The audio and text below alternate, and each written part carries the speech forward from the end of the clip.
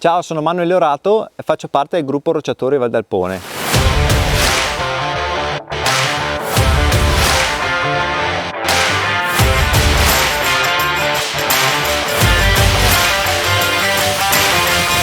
Siamo un gruppo di amici con la passione in comune per l'arrampicata e l'alpinismo. Il primo nucleo è nato circa negli anni 2000 nella Falaise de Suave. Lì abbiamo conosciuto Mario Brighente, un attivissimo alpinista e chiodatore dell'allora gruppo Rocciatori Biasin de Cais Monifacio, che poi successivamente è diventato nostro mentore. Da quelle prime esperienze siamo stati fortemente indirizzati verso i corsi del CAI per non andare a ammazzarci, e lì abbiamo conosciuto quelli che sono diventati successivamente i nostri futuri compagni di cordata. In questo modo la cerchia si è via via più allargata e oggi possiamo dire di essere felici che in valle molte persone forse scalano anche per merito nostro.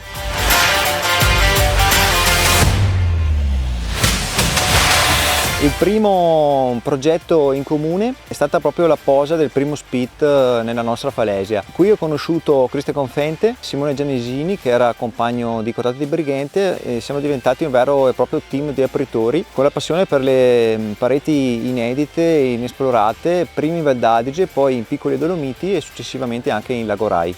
In questo modo, con l'accumularsi di relazioni di vie nuove che circolavano all'impazzata tra WhatsApp e Facebook, inizialmente ho iniziato a raggruppare nel mio blog personale Vertical Age.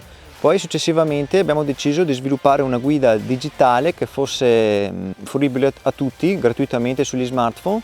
Così è nata prima V per Val d'Adige, che raccoglie tutte le vie nuove realizzate nella Val d'Adige veronese, e successivamente abbiamo raggruppato le relazioni nostre di Mario De Brighenti e anche di altri amici, qui abbiamo allargato anche altre persone e abbiamo creato Di per Dolomia, ottenendo anche ottimi risultati a livello di visualizzazioni e condivisione tra la comunità di arrampicatori. Proprio in questi giorni sta nascendo un'idea di raccogliere, sempre con lo stesso metodo della guida digitale, una raccolta di vie di roccia ma anche di ghiaccio sul Carrega veronese, quindi la Val Revolto, la Val Fraselle, la Val Ronchi, per far conoscere le opportunità che offre il nostro territorio. Come gruppo Rocciatori per il futuro ci auguriamo anche di continuare con la nostra attività di aggregazione, di condivisione delle nostre attività e anche, non ultima ma importantissima, di esplorazione, perché più